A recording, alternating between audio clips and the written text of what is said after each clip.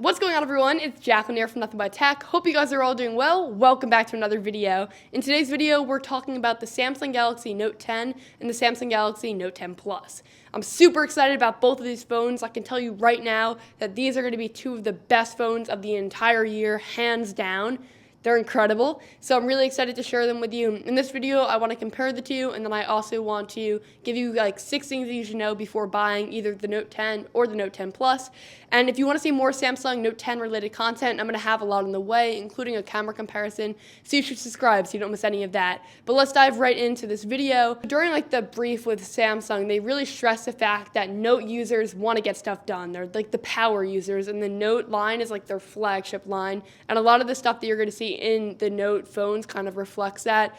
The Samsung Galaxy S series is more so for the person that wants a great camera and a great experience overall, but then the Note series is for like the powerhouse, diehard, like productivity Note fan. They were kind of doing the giant displays before anyone else, and they're sticking to their roots with this one by providing the Note 10 Plus. That's kind of for the diehard Note fans, but then they're also providing the Note 10, which is kind of like a great middle ground in between the S lineup and the Note lineup, in the sense that it provides a lot of what we love about Note devices, but in a smaller form factor. So you're getting a 6.3-inch display on the Note 10. And it's funny that a 6.3-inch display is considered on the smaller side now, because a couple years back that would have been considered giant, but now displays just keep getting bigger and bigger. So it's a 6.3-inch display. It's the most narrow Note ever, and it's also, in my opinion, the most comfortable Note in the hand because of that. If you're an all diehard like Note fan, the Note 10 Plus is probably the device that you'll prefer, and that is a 6.8-inch display, but it's not that much bigger than the Note because the bezels are a lot smaller.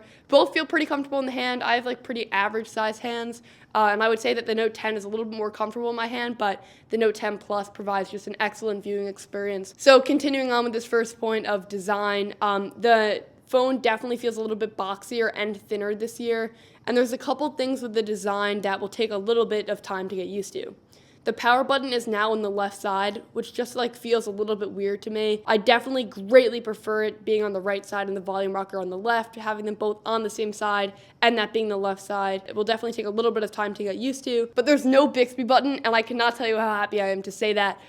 Bixby has like some things that are going for it, and it's improving a little bit. I'm personally not a fan of Bixby, and I know a lot of you are not either, so it really feels like Samsung listened to us and got rid of that button. Bixby is still a part of the ecosystem if you want it to be, but you're not going to accidentally activate it like all the time. The headphone jack is also not on the phone this year. It's a little bit of a bummer, to be honest. Not like anything really unexpected, but it's a bummer. Like Samsung kept it for a really long time as one of the only manufacturers keeping it.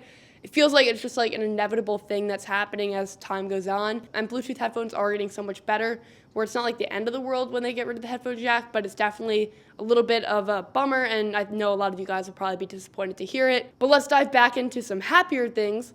The colors, they're great. There's so many of them too. We have this kind of semi-exclusive blue version that's only on the Note 10 Plus, and it's really like hot. I'm kind of in love with it. But then you have 3 other awesome color choices that are available on both the Note 10 and the Plus, and those would be glow, white, and black. And then internationally, there's also a red and pink option. The red is so striking that I feel like Marques would import it just for the color. The S Pen also looks a lot nicer this year. It now has this new unibody build, which also has rounded edges, making it feel more comfortable to write with. And then it packs 2 new useful features as well, aside from just the cosmetic facelift. The first of which being gesture control. So with the new gyroscope, the Note 10 can track motion when the S Pen's not directly touching the screen. And then the second feature is the ability to convert handwriting to text. Samsung looked at a bunch of different people's handwriting and used artificial learning to figure out how to then convert the handwriting to text. It does a pretty good job, actually. I do not have the best handwriting, and it was still able to do it, so that's impressive to me. There's also this new feature where you can doodle on a photo, and that uses the S Pen as well. And the cool thing with the doodling on the photo is that it will remember what doodle went with what face. So let's say I draw a mustache on one of my friends, and then I draw glasses on myself. If I go on the camera, it will give me the glasses, so it can kind of like remember unique faces. It's a cool feature. I don't think it's going to be one that I use a lot, but it's kind of a nice party trick, and I feel like Samsung's always adding all these like little extras into their phone, and when you're pricing your phone on the higher end, it's kind of nice to have these extra features. Okay, so going on to the display, it now has an Infinity O cutout, which means that the hole punch is now centered in the middle.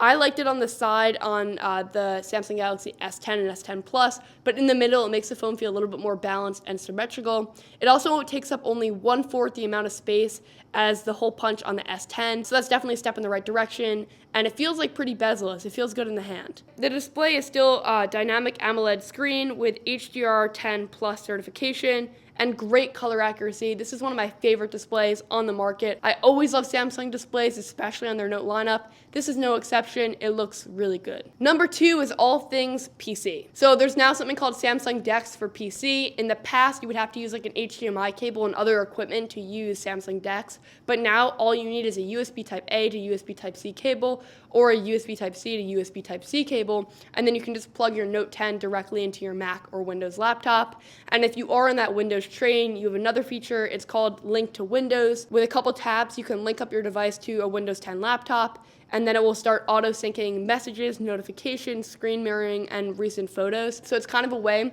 where you don't need to keep switching between your two devices. If you're getting a text message, you can see it on your computer. It feels very like Apple ecosystem-like. One of the main reasons why a lot of people use Apple is how well their phone syncs with their computer, and this feels like a real step in the right direction to getting to that seamless ecosystem. There's also Play Galaxy Link, which will take games that you have on your PC if they're not available on the Note 10 in the App Store, and then you can use those games and play them on your phone. For the gamers out there, the Note 10 is extremely powerful, and now having access to your PC gaming library, it's going to be pretty huge. I can see a lot of people being super, super excited about this. All right, we're starting to rapidly go through these. Number 3 is all about creativity and the camera, and there's been some upgrades here, some pretty cool ones. So the first thing is that there's a native video editor on here, which is kind of amazing, and then if you don't want to just use that native video editor, which offers a lot of features, there's also Adobe Rush, which is optimized to use on the Note 10s. So it will kind of take advantage of the Note 10's hardware to provide an awesome software experience. There's some amazing specs on here, and I'm so happy that software is starting to really utilize them. So that seemed really great. The actual cameras are also really good. You still have that wide-angle 123-degree lens. You have some updates to video mode, so you have live focus mode for video. On live focus mode is basically when the camera applies like that fake blurry background to photos. It's now in video. David from The Unlocker took a quick little video of me, and it looked pretty good. It has a little trouble with hair, and especially in video, that issue is seen even more so than it was in photos. But I'm expecting it to improve because when we first got like these bokeh effect modes, they weren't amazing. Now they're so much better. So I think over time this will really improve. It's nice that we're finally seeing it come to video. Video on here overall is also just a really good experience. It still has super slow-mo and slow motion. The slow motion looks really good as well. They did this thing where they had like dye going into water and slow motion. And I couldn't see it off the device, but from what it looked like on the device, it looked really good.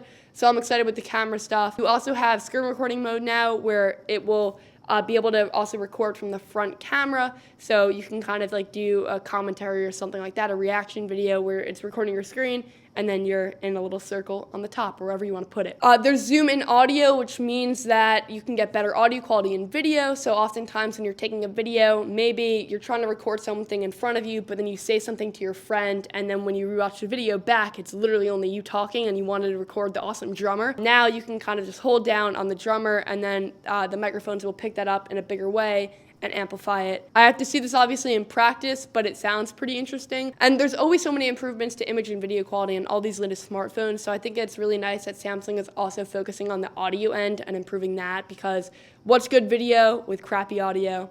It's bad. So hopefully this makes a major improvement in audio quality. Number 4 is performance, and like all Notes, it's pretty incredible what they were able to fit into here. So you're getting 8 gigabytes of RAM on the Note 10, 12 gigabytes of RAM on the Note 10 Plus, and 256 gigabytes of storage on the Note 10 and the 10 Plus as a base, and then the Note 10 Plus is upgradable up to 512 gigabytes, and the Note 10 Plus also has that micro SD card slot. There is going to be a 5G version available of the Note 10 Plus, and it's going to look exactly the same except for the fact that there's going to be 5G hardware inside, and it's also going to be a little bit heavier, but it's going to be so slight that you probably won't be able to notice any difference. It's only a couple grams, I think. You have Game Booster mode as well, and that basically will affect how you play games. It will see which games you're playing the most and then optimize performance for them. So if you're playing solitaire, it's going going to obviously conserve the battery more and give you less of your chipset.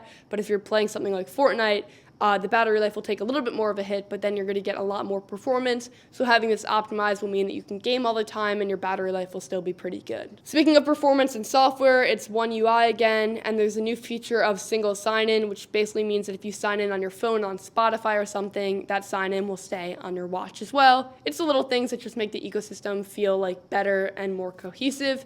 And One UI is supposed to be zen and like clean. It looks a little bit better. Samsung's always improving a little bit every year. And it doesn't seem that bad this year. It definitely has some cool features that I'm kind of excited to use. I'm still a fan of stock Android, but this one is not terrible at all. Number 5, the battery life. You're getting a 3500 milliamp hour battery on the Note 10 and a 4300 milliamp hour battery on the Note 10 Plus. And in the box, you're getting a 25 watt charger, which is like their super fast chargers. And that means with 1 hour of charge on the Note 10 Plus, you can be juiced up.